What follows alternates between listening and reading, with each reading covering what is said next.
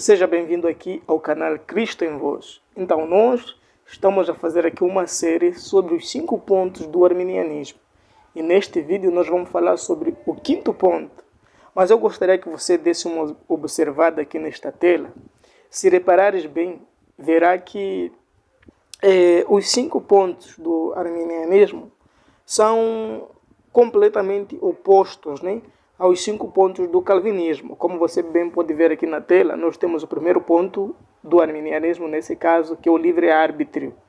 Livre-arbítrio, como os brasileiros fazem menção. Enquanto que no calvinismo temos a depravação total. No segundo ponto do arminianismo temos a eleição condicional e no calvinismo temos a eleição incondicional. No terceiro ponto do arminianismo temos a expiação ilimitada e no calvinismo, no terceiro ponto, temos a expiação limitada. No quarto ponto temos a graça resistível para o arminianismo, enquanto que para o calvinismo aqui temos a graça irresistível. E por fim, no 5º ponto, que é o que vamos abordar hoje aqui, que é o decair da graça para o arminianismo, enquanto que no calvinismo nós temos a perseverança dos santos. Aqui justamente tem a ver com a doutrina da salvação. Se é que um crente pode ou não vir a perder a salvação.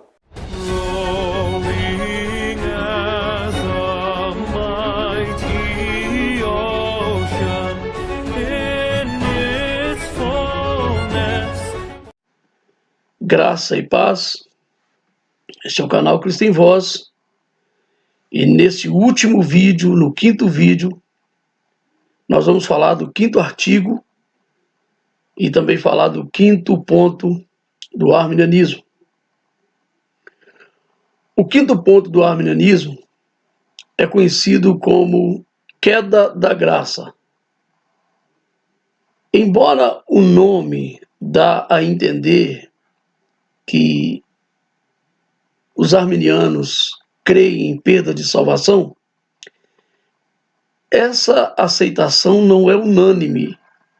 Não são todos os arminianos que creem numa perda de salvação. Existem muitos arminianos que creem que aqueles que são realmente regenerados ou verdadeiramente salvos não perdem a sua salvação.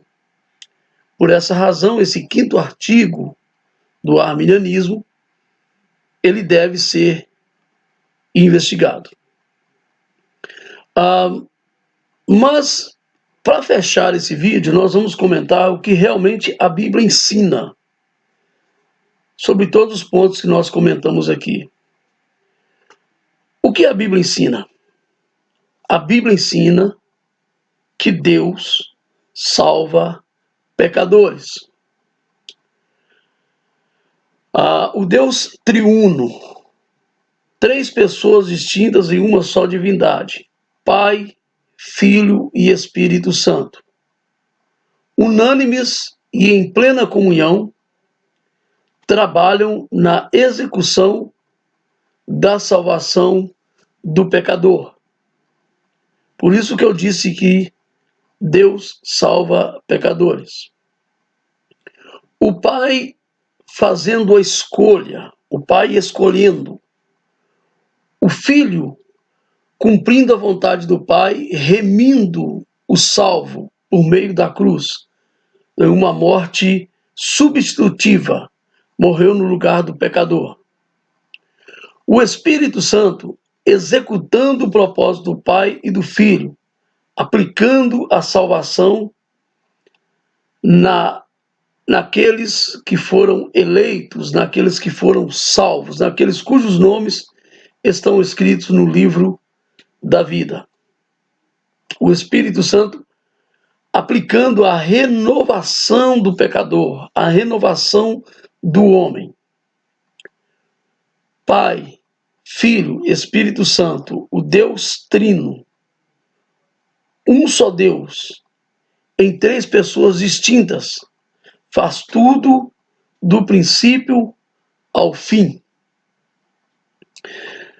Segundo, porque o nosso Deus, ele planeja, o nosso Deus, ele realiza, o nosso Deus, ele transmite a redenção, o nosso Deus, ele também chama, ele conserva, ele justifica, ele santifica e glorifica os pecadores conforme Deus os encontra. Isto é, Deus encontra os pecadores culpados, vis, impotentes, incapazes de levantar, ainda que seja um dedo, para cumprir a vontade de Deus ou melhorar a sua porção espiritual.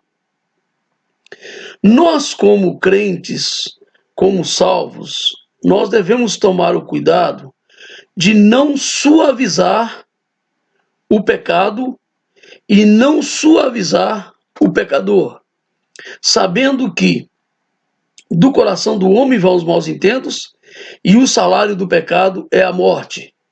Por outro lado, também temos que tomar cuidado para não banalizar a graça divina, não banalizar a morte de Cristo, não banalizar a ação do Espírito Santo, não banalizar o que o Pai, o Filho e o Espírito Santo fez, faz e fará por nós que somos pecadores. Então, a minha conclusão sobre o ensinamento bíblico é que pecadores não podem ser louvados, não podem ser louvados pela sua salvação. É inadmissível, é inconcebível a ideia de que um pecador pode participar da sua salvação e que com algum mérito ele entra no reino celestial. Que ele apresenta algo para convencer Deus ou ele apresenta algo que ele faça para Deus. Os pecadores, eles não podem ser louvados, eles não podem salvar a si mesmos. Por quê? Porque a salvação, ela é efetuada, ou ela, do princípio ao fim, ou do começo ao fim, ela pertence ao Senhor. Eu espero que eu tenha tido uma boa participação falando desse assunto contigo. Esse é o canal Cristo em Voz. Esse quinto artigo, o Geser também vai fazer um comentário. E eu peço você para se inscrever nesse canal, tá? E seja sempre ligado, nós estaremos sempre colocando vídeos novos, sempre assuntos bons, para poder despertar os crentes a estudar as Escrituras. Que Deus em Cristo te abençoe, em o nome de Jesus. Por fim, o quinto ponto do arminianismo, de que o homem pode decair da graça. Também você não tem dúvidas que esse ponto é uma tentativa de manter o livre-arbítrio do homem, no seguinte sentido: se o homem escolheu aceitar Cristo e ser salvo, ele também pode escolher não crer mais e cair da graça, ou cometer um pecado gravíssimo, um pecado sem perdão e decair da graça de alguma forma e perder essa salvação. O texto do quinto ponto diz o seguinte, que aqueles que são verdadeiros salvos, que foram verdadeiramente salvos, podem cair da graça, podem perder a fé, podem perder a salvação. Não há dúvida que esse ponto simplesmente tenta manter de alguma forma ainda o livre-arbítrio, só que é um ponto muito controverso. Ele está ligado ao anterior, que é a capacidade de resistir à graça. Então o homem pode resistir à graça de Deus, segundo esse último ponto. Mesmo depois de ser salvo, ele pode voltar atrás e resistir, mesmo estando já sendo habitado pelo Espírito Santo. Isso é algo inconcebível, algo que nós temos que rejeitar completamente, porque como Deus viu que alguém teria fé, Deus elegeu essa pessoa porque ela teria fé, e ainda assim essa pessoa pode um dia cair da graça de Deus. Mais uma vez, volta àquele ponto: ou Deus não viu nada, ou ele mentiu, ou não existe eleição de forma alguma. A única coisa que nos garante salvação é a eleição de Deus. Deus nos elegeu em Cristo Jesus para crer em Cristo Jesus.